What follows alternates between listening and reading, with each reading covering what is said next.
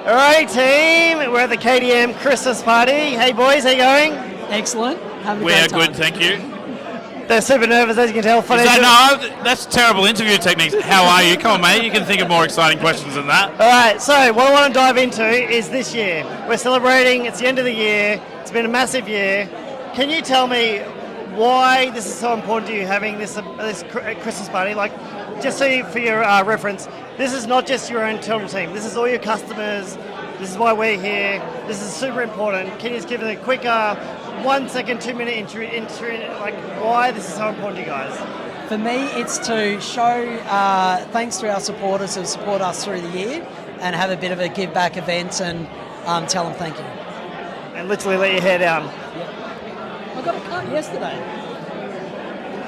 All about it's a relationship business. It's all about touch points. Trying to get as many touch points with our clients throughout the year as we can. Stay front of mind. Make them feel like they're part of the family, which they are. That way, clients are much more likely to feel comfortable approaching it, and they make some connections themselves. It's like a little. You can always have like its own little a little hub. If the clients all know each other and they're all talking, they're obviously going to be a lot more longevity. They all support each other long term, which is good.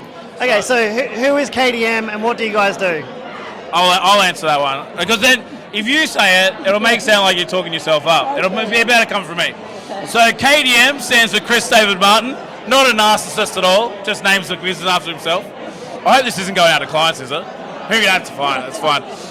So KDM is Kris David Munn. Kris started in the wake of the GFC, and so he found that a lot of the other advisors just stuck their head in the sand, and they didn't want to have to give the bad news to their clients.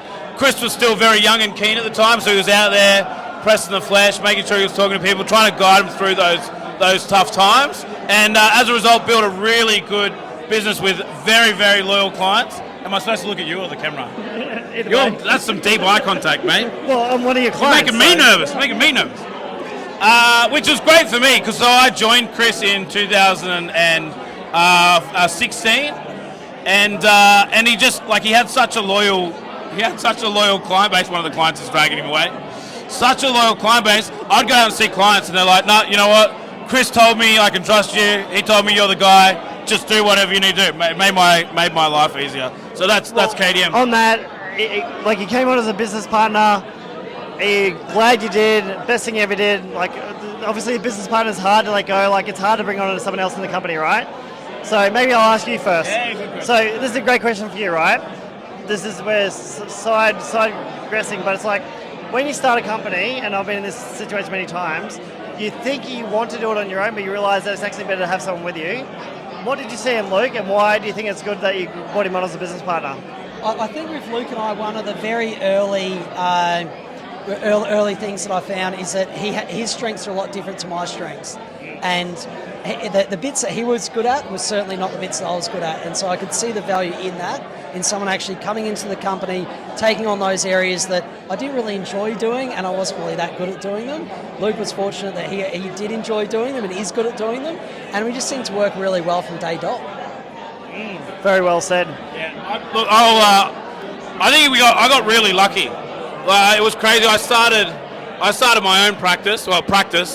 I met Kris with one client, and looking back, I was thinking, oh shit, I was crazy. And I wonder if I didn't meet Kris, I don't think I'd be where I am now for sure. But also, it's not a sob story. Also, similarly, I don't think Kris would have been successful without me. A lot of it has been with similar.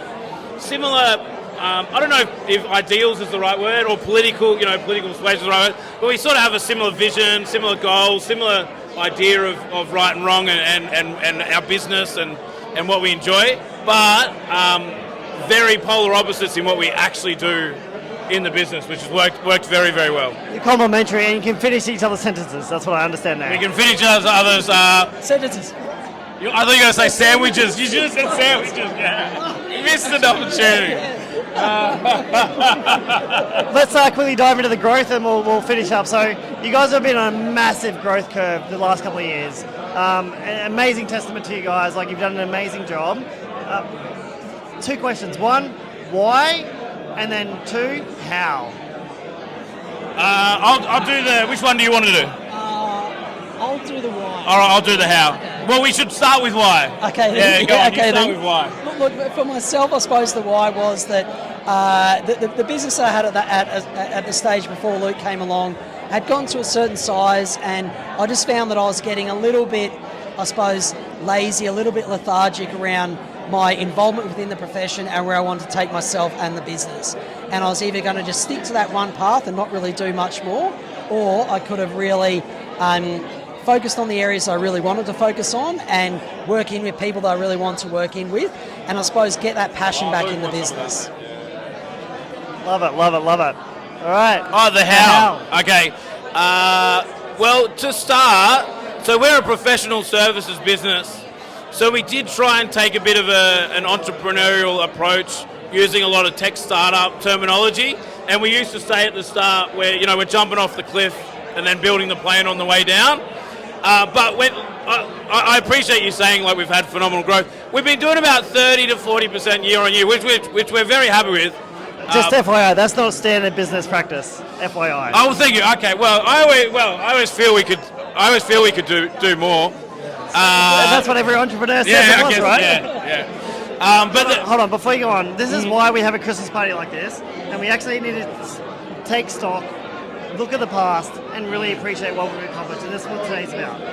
The amount of times I've been told that I need, as an important part of goal setting, is then acknowledging and celebrating when you achieve goal. I think Kris and I are the same. Like we hit a goal, and I'm just like, okay, fuck, let's on to the next one. But yeah, so the how has been essentially a two-pronged approach, being internal organic growth and acquisition growth.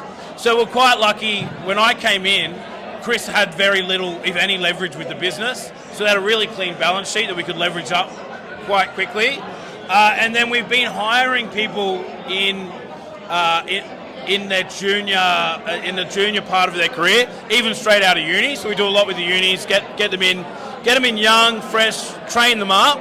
Obviously, it also the cost of bringing in an advisor is a lot lower, and then we've been driving that to do a lot of organic growth as well. So our when we benchmarked ourselves, a lot of our metrics are pretty close to other businesses, but our growth from like new clients brought on organically was astronomically larger than the typical. So yeah, that's been our approach. Retain and grow, love it, love it. All right, one last question, we'll hang up and then get back to our drinks.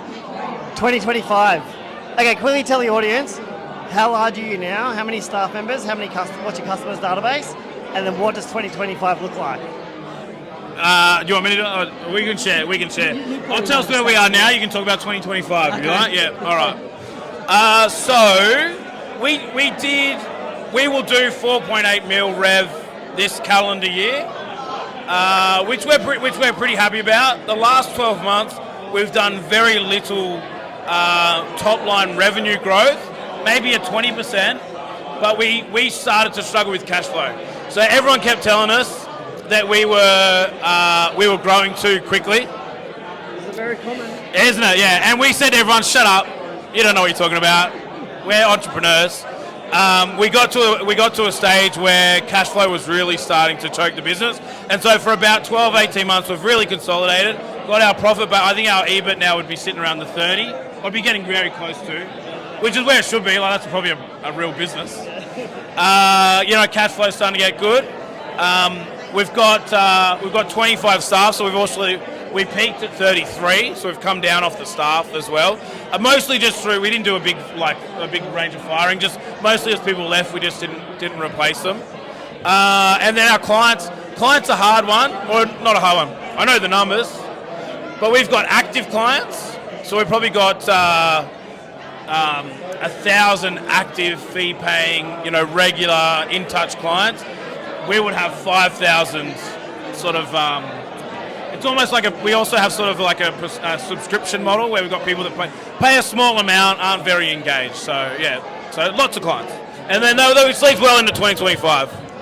So 2025, our goal would certainly be 40% growth. That being a combination of organic growth and acquisitional growth. So and still hitting a similar kind of EBIT, because we're kind of now at that point where the EBIT's solid, but we also want to reinvest back into our people as much as we can. So what I'm hearing is a shout out is to any financial planning firm out there, 1-man band, 2-man band, 10-man band that wants to look at retiring, wants an acquisition process to go through. You guys are ready to go. Absolutely. Absolutely. Yeah, the three areas we need to target. Obviously, client acquisition, but we also put almost equally amounts into finding acquisition targets, other businesses, and talent. And so, attracting, training, growing, and retaining talent is one of our big focuses as well. So any young financial planners out there looking for a job, come hit us up. Thanks, guys. Really appreciate it. I love working with you guys. It's just so easy, and I love what you guys have accomplished over the last couple of years. Congratulations, and this is amazing Christmas party here today. Appreciate it. Thanks, Shofty. Thanks, mate. Thank you very much, Lucas.